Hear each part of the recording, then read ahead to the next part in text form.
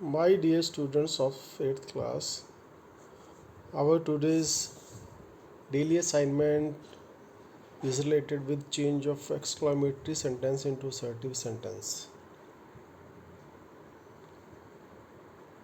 Change the following exclamatory sentences into their assertive sentence. ਸੋ ਬੱਚਿਓ ਤੁਹਾਨੂੰ ਐਕਸਕਲਾਮੇਟਰੀ sentence ਤੇ ਅਸਰਟਿਵ sentence ਬਾਰੇ ਆਲਰੇਡੀ ਦੱਸਿਆ ਹੋਇਆ ਹੈ। ਥੋੜੀ ਜਿਹੀ ਜਾਣਕਾਰੀ ਆਪਾਂ ਇੱਕ ਵਾਰੀ ਫਿਰ ਰਿਵਾਈਜ਼ ਕਰ ਲੈਂਦੇ ਹਾਂ। ਐਕਸਕਲਾਮੇਟਰੀ ਸੈਂਟੈਂਸ ਉਹ ਹੁੰਦੇ ਆ ਜਿਨ੍ਹਾਂ ਦੇ ਵਿੱਚ ਆਪਾਂ ਬਹੁਤ ਖੁਸ਼ੀ ਜਾਂ ਗਮੀ ਜਾਂ ਹੈਰਾਨ ਕਰਨ ਵਾਲੀ ਕੋਈ ਗੱਲ ਜਦੋਂ ਆਪਾਂ ਦੇਖਦੇ ਹਾਂ ਤਾਂ ਆਪਣੇ ਜਦੋਂ ਵਿਚਾਰ ਪ੍ਰਗਟ ਕਰਦੇ ਹਾਂ ਤਾਂ ਉਹ ਸਾਰੇ ਸੈਂਟੈਂਸ ਐਕਸਕਲਾਮੇਟਰੀ ਸੈਂਟੈਂਸ ਆਉਂਦੇ ਆ। ਜਿਵੇਂ ਮੰਨ ਲਓ ਕੋਈ ਟੀਮ ਜਿੱਤਦੀ ਆ ਅਤੇ ਆਪਾਂ ਵੀ ਖੁਸ਼ ਹੁੰਦੇ ਹਾਂ, ਆਪਾਂ ਕਹਿੰਦੇ ਹੁर्रा ਵਾਹ ਸਾਡੀ ਟੀਮ ਜਿੱਤ ਗਈ। ਉਹ ਜਿਹੜੇ ਸੈਂਟੈਂਸ ਆ ਉਹ ਐਕਸਕਲਾਮੇਟਰੀ ਸੈਂਟੈਂਸ ਆ। ਅਤੇ ਅਸਰਟਿਵ ਸੈਂਟੈਂਸ ਕੀ ਹੁੰਦੇ ਆ? ਉਹ ਇੱਕ ਸਿੰਪਲ ਸੈਂਟੈਂਸ ਹੁੰਦੇ ਜਿਹ 'ਚ ਇੱਕ ਸਟੇਟਮੈਂਟ ਦਿੱਤੀ ਜਾਂਦੀ ਆ, ਐਂਡ 'ਚ ਫੁੱਲ ਸਟਾਪ ਲੱਗਾ ਹੁੰਦਾ। ਆਪਾਂ ਇਹਨਾਂ ਦੋਵਾਂ ਨੂੰ ਇੱਕ ਦੂਜੇ ਵਿੱਚ ਕਿਵੇਂ ਚੇਂਜ ਕਰਨਾ ਆ ਉਹਦੇ ਬਾਰੇ ਦੇਖਣਾ ਆ। ਸਾਨੂੰ ਐਕਸਰਸਾਈਜ਼ ਦਿੱਤੀ ਹੋਈ ਆ। ਪਹਿਲਾਂ ਆਪਾਂ ਐਕਸਕਲਾਮੇਟਰੀ ਸੈਂਟੈਂਸ ਨੂੰ ਅਸਰਟਿਵ ਚੇਂਜ ਕਰਨਾ, ਤੁਹਾਡੇ ਲਈ ਚੇਂਜ ਕੀਤੇ ਹੋਏ ਆ। ਤੁਸੀਂ ਦੇਖੋ ਕੀ ਫਰਕ ਆ। ਇੱਕ ਗੱਲ ਜਿਹੜੀ ਹੋਰ ਯਾਦ ਰੱਖਣੀ ਆ ਉਹ ਇਹ ਆ ਵੀ ਐਕਸਕਲਾਮੇਟਰੀ ਸੈਂਟੈਂਸ ਆਪਾਂ ਕਿਵੇਂ ਪਛਾਣਾਂਗੇ। ਉਹਦੇ ਵਿੱਚ ਇੱਕ ਸਾਈਨ ਹੁੰਦਾ ਆ ਜਿਹਨੂੰ ਆਪਾਂ ਸਾਈਨ ਆਫ ਐਕਸਕਲਾਮੇਸ਼ਨ ਕਹਿੰਦੇ ਆ। ਆਹ ਦੇਖੋ, ਇੱਕ ਪਹਿਲੇ ਸੈਂਟੈਂਸ ਵਿੱਚ ਬਰੈਵੋ ਦੇ ਅੱਗੇ ਇੱਕ ਡੰਡਾ ਜਿਹਾ ਲੱਗਾ ਆ, ਉਹ ਡੰਡੇ ਦੇ ਥੱਲੇ ਇੱਕ ਬਿੰਦੀ ਲੱਗੀ ਹੋਈ ਆ, ਉਹਨੂੰ ਅਸੀਂ ਕਹਿੰਦੇ ਹਾਂ ਸਾਈਨ ਆਫ ਐਕਸਕਲਾਮੇਸ਼ਨ। ਪਹਿਲਾਂ ਆਪਾਂ ਵੀਡੀਓ ਇਹਦੇ ਬਾਰੇ ਕੀਤੀ ਹੋਈ ਹੈ ਸੈਂਟੈਂਸ ਦੇ ਬਾਰੇ, ਉਹਦੇ ਵਿੱਚ ਐਕਸਕਲਾਮੇਟਰੀ ਸੈਂਟੈਂਸ ਬਾਰੇ ਆਪਾਂ ਸਾਰੀ ਜਾਣਕਾਰੀ ਦਿੱਤੀ ਆ। ਠੀਕ ਹੈ, ਹੁਣ ਆਪਾਂ ਇਹਨੂੰ ਐਕਸਰਸਾਈਜ਼ ਨੂੰ ਕਰਦੇ ਹਾਂ।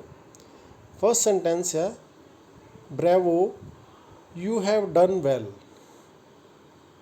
ਕਿਸੇ ਨੇ ਬਹੁਤ ਵਧੀਆ ਕੰਮ ਕੀਤਾ ਆ, ਉਹਨੂੰ ਜਿਹੜਾ ਕਿਹਾ ਜਾ ਰਿਹਾ ਵੀ ਤੁਸੀਂ ਬਹੁਤ ਵਧੀਆ ਕੰਮ ਕੀਤਾ ਆ। ਠੀਕ ਹੈ ਨਾ। ਜਦੋਂ ਅਸੀਂ ਉਹਨੂੰ ਇੱਕ ਸਿੰਪਲ ਸੈਂਟੈਂਸ ਅਸਰਟਿਵ 'ਚ ਚੇਂਜ ਕਰਨਾ ਤਾਂ ਆਪਾਂ ਕਹਿੰਦੇ you have done very well. So ਇੱਕ ਵਰਡ ਵਿੱਚ ਹੈਗਾ ਵੈਰੀ ਐਡ ਕੀਤਾ ਆਪਾਂ ਇਹਦੇ 'ਚ, ਬਾਕੀ ਉਹ ਬਰੈਵੋ ਅਤੇ ਸਾਈਨ ਆਫ ਐਕਸਕਲਾਮੇਸ਼ਨ ਆਪਾਂ ਕੱਢ ਦਿੱਤਾ। ਐਲਾਸ, ਐਲਾਸ ਵਰਡ ਉੱਥੇ ਲੱਗਦਾ ਜਿੱਥੇ ਦੁੱਖ ਦੀ ਗੱਲ ਹੁੰਦੀ, ਯਾਦ ਰੱਖਿਓ। ਦ ਸੋਲਜਰਸ ਡਾਈਡ ਐਟ ਗਲਵਾਨ ਵੈਲੀ। ਗਲਵਾਨ ਵੈਲੀ ਜਗ੍ਹਾ ਦਾ ਨਾਂ ਆ ਜਿੱਥੇ ਕੁਛ ਸਿਪਾਹੀ ਮਰ ਗਏ ਆ, ਤਾਂ ਦੁੱਖ ਦੀ ਖਬਰ ਹੈਗੀ ਆ, ਉਹ ਇਸ ਤਰ੍ਹਾਂ ਦੱਸੀ ਜਾ ਰਹੀ ਹੈ। ਇਟ ਇਜ਼ ਸੈਡ, ਸੈਡ ਮਤਲਬ ਜਦੋਂ ਆਪਾਂ ਦੁਖੀ ਹੁੰਦੇ ਸੈਡ ਯੂਜ਼ ਕਰਦੇ। It is sad that the soldier died at Galwan valley. ਦੁੱਖ ਦੀ ਖਬਰ ਨੂੰ ਇੱਦਾਂ ਦੱਸ ਸਕਦੇ ਹਾਂ। ਖੁਸ਼ੀ ਦੀ ਖਬਰ ਨੂੰ ਆਪਾਂ ਇਟ ਇਜ਼ ਹੈਪੀ ਕਹਿ ਸਕਦੇ ਹਾਂ। ਠੀਕ ਹੈ ਨਾ। ਉਹ ਸੈਂਟੈਂਸ ਨੂੰ ਤੁਸੀਂ ਬਣਾਉਣਾ ਆ, ਉਹ ਕਿਸੇ ਹਿਸਾਬ ਨਾਲ ਵੀ ਚੇਂਜ ਕਰ ਸਕਦੇ ਹੋ। How beautiful the scenery is. ਕੋਈ ਸੀਨਰੀ, ਕੋਈ ਪਹਾੜ ਦਾ ਦ੍ਰਿਸ਼ ਆ, ਕੋਈ ਪਾਰਕ ਆ, ਕੋਈ ਝਰਨਾ ਆ, ਤੁਸੀਂ ਦੇਖ ਕੇ ਕਹਿ ਰਹੇ ਹੋ ਵੀ ਬਹੁਤ ਸੋਹਣਾ ਆ, ਕਿੰਨਾ ਸੋਹਣਾ ਆ। The scenery is very beautiful. ਤਾਂ ਵੈਰੀ ਸ਼ਬਦ ਲਾ ਕੇ ਆਪਾਂ ਨੂੰ ਸਿੰਪਲ ਸੈਂਟੈਂਸ ਬਣਾਤਾ। How foolish I had bean.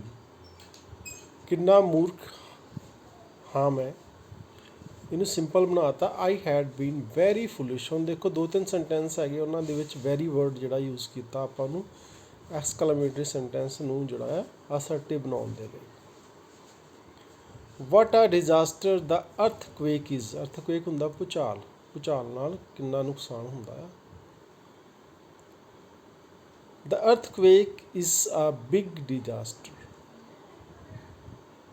Disaster ਤਬਾਹੀ ਵਾਸਤੇ ਵਰਡ ਯੂਜ਼ ਕਰ ਲੈਂਦੇ ਆਪਾਂ ਵੀ ਅਰਥਕੁਏਕ ਨਾਲ ਭੂਚਾਲ ਆਉਣ ਨਾਲ ਬਹੁਤ ਵੱਡੀ ਤਬਾਹੀ ਆਉਂਦੀ ਹੈ।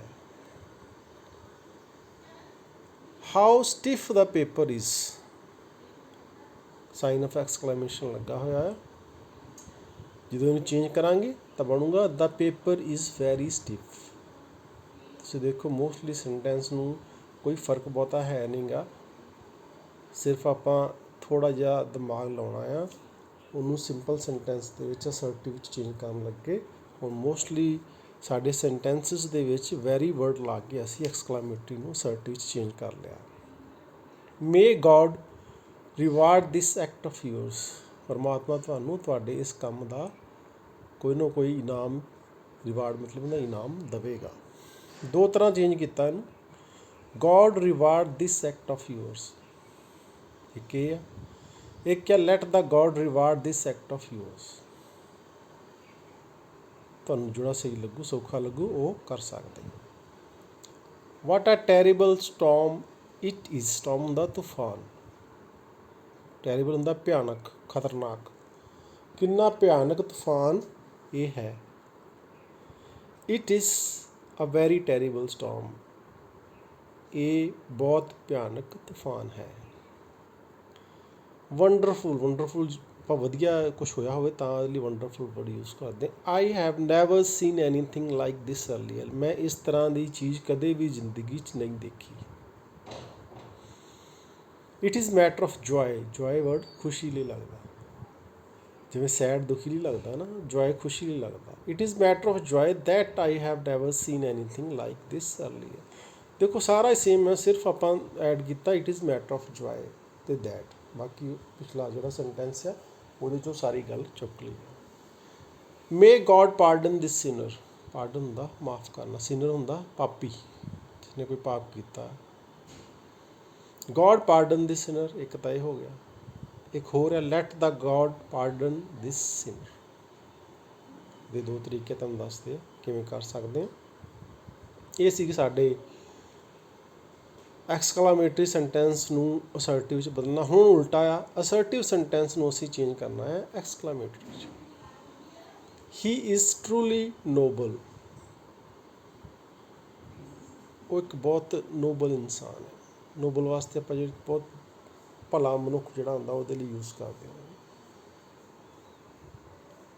ਵਾਟ ਆ ਟਰੂਲੀ ਨੋਬਲ ਹੀ ਇਜ਼, ਕਿੰਨਾ ਭਲਾ ਇਨਸਾਨ।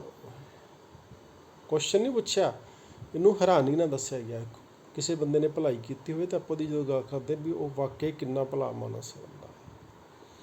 ਦਿਸ is indeed a great player, what a great player it is indeed. ਦੇਖੋ ਇੱਕ ਚੀਜ਼ ਯਾਦ ਰੱਖਣੀ ਹੈ, ਅਸਰਟਿਵ ਵਿੱਚ ਫੁੱਲ ਸਟਾਪ ਲੱਗਦਾ ਐਂਡ 'ਚ, ਇੱਥੇ ਸਾਈਨ ਆਫ ਐਕਸਕਲਾਮੇਸ਼ਨ ਲੱਗਣਾ। ਕਈ ਵਾਰੀ ਪਹਿਲਾਂ ਲੱਗ ਜਾਂਦਾ, ਕਈ ਵਾਰੀ ਵਿੱਚ ਲੱਗਦਾ, ਕਈ ਵਾਰੀ ਐਂਡ 'ਚ ਲੱਗਦਾ ਹੈ।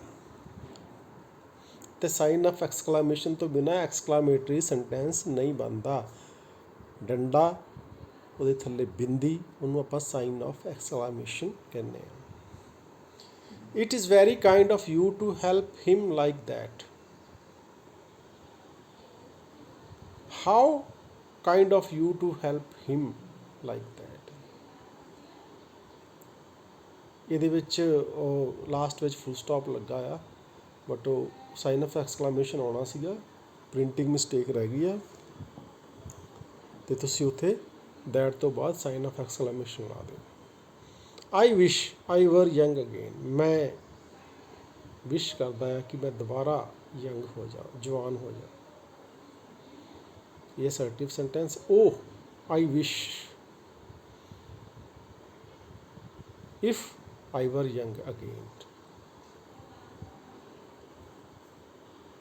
It is very wonderful opportunity, what a wonderful opportunity, sign of exclamation very word ਵਿੱਚੋਂ ਕੱਢਦਾ। It is bitterly cold morning, what a bitterly cold morning, sign of exclamation. It was an extremely delightful party, what delightful party it was, sign of exclamation. She danced very beautifully, wow, she danced beautifully. I wish I had never met you, oh I wish, sign of exclamation, I had never met you. It is stupid of me to forget your name, how stupid of me to forget your name, and it's a sign of exclamation. So ਬੱਚਿਓ, mostly ਆਪਾਂ ਐਕਸਕਲਾਮੇਟਰੀ sentence ਨੂੰ ਜਿਹੜਾ ਆ simple sentence ਬਣਾਉਣਾ ਤਾਂ ਸਾਡੇ ਲਈ ਸੌਖਾ ਆ ਅਸਰਟਿਵ ਵਾਲਾ ਜਿਹੜਾ, ਪਰ ਜਦੋਂ ਆਪਾਂ ਐਕਸਕਲਾਮੇਟਰੀ 'ਚ ਚੇਂਜ ਕਰਦੇ ਹਾਂ ਤਾਂ ਫਿਰ ਸਾਨੂੰ ਥੋੜ੍ਹੀ ਜਿਹੀ ਮੁਸ਼ਕਲ ਆਉਂਦੀ ਆ, ਆਪਾਂ ਕੀ ਲਾਉਣਾ ਸਾਨੂੰ ਇਹ ਸਮਝ ਨਹੀਂ ਲੱਗਦਾ। ਤਾਂ ਦੇਖੋ ਵਟ, ਹਾਓ, ਓ, ਵਾਓ, ਐਲਾਸ, ਇੱਦਾਂ ਦੇ ਵਰਡ ਕੁਛ ਹੈਗੇ ਆ। ਤੁਸੀਂ ਖਿਆਲ ਰੱਖਣਾ ਵੀ ਸੈਂਟੈਂਸ ਦੇ ਵਿੱਚ ਕਿਹੜੀ ਗੱਲ ਕਹੀ ਜਾ ਰਹੀ, ਖੁਸ਼ੀ ਦੀ ਗੱਲ ਕਹੀ ਜਾ ਰਹੀ ਆ ਤਾਂ ਉਹਦੇ ਲਈ ਵਾਓ ਵਰਡ ਲੱਗ ਜਾਂਦਾ, WOW। ਦੁੱਖ ਦੀ ਖਬਰ ਆ, ਐਲਾਸ ਲੱਗ ਜਾਂਦਾ ਆ। ਹੈਰਾਨੀ ਦੀ ਖਬਰ ਆ, ਹਾਓ ਲੱਗ ਜਾਣਾ ਆ, ਵਟ ਲੱਗ ਜਾਣਾ ਆ। ਠੀਕ ਹੈ, ਤਾਂ ਇੱਦਾਂ ਕਰਕੇ ਤੁਸੀਂ ਜਿਹੜਾ ਆ ਐਕਸਕਲਾਮੇਟਰੀ ਸੈਂਟੈਂਸ ਬਣਾ ਸਕਦੇ ਹੋ। ਆਸ ਕਰਦਾ ਹਾਂ ਵੀ ਤੁਹਾਨੂੰ ਕਾਫੀ ਸਮਝ ਲੱਗ ਗਿਆ ਹੋਏਗਾ ਵੀ ਐਕਸਕਲਾਮੇਟਰੀ ਸੈਂਟੈਂਸ ਅਤੇ ਅਸਰਟਿਵ ਸੈਂਟੈਂਸ ਵਿੱਚ ਕੀ ਫ਼ਰਕ ਆ, ਕਿਵੇਂ ਉਹਨਾਂ ਨੂੰ ਇੱਕ ਦੂਜੇ ਵਿੱਚ ਚੇਂਜ ਕੀਤਾ ਜਾ ਸਕਦਾ ਹੈ। ਅਤੇ ਤੁਸੀਂ ਇਹ ਸਾਰਾ ਕੁਛ ਐਕਸਰਸਾਈਜ਼ ਵਗੈਰਾ ਆਪਣੀ ਕਾਪੀ 'ਤੇ ਨੋਟ ਕਰ ਲੈਣਾ। ਅਤੇ ਬੱਚਿਓ ਜੇ ਕੋਈ ਚੀਜ਼ ਤੁਹਾਨੂੰ ਕਈ ਵਾਰੀ ਨਹੀਂ ਕਲੀਅਰ ਹੁੰਦੀ ਉਹਨੂੰ ਵੀ ਤੁਸੀਂ ਨੋਟ ਕਰ ਲਓ ਕਾਪੀ ਦੇ ਉੱਤੇ, ਕਿਉਂਕਿ ਕੁਛ ਚਿਰ ਬਾਅਦ ਜਦੋਂ ਤੁਸੀਂ ਦੁਬਾਰਾ ਰਿਵਾਈਜ਼ ਕਰੋਗੇ ਤਾਂ ਕਈ ਵਾਰੀ ਗੱਲਾਂ ਭੁੱਲ ਜਾਂਦੀਆਂ। ਜੇ ਲਿਖੀ ਹੋਈ ਗੱਲ ਹੋਊਗੀ ਤਾਂ ਉਹ ਆਪਾਂ ਯਾਦ ਰੱਖ ਸਕਦੇ ਹਾਂ। ਥੈਂਕਸ।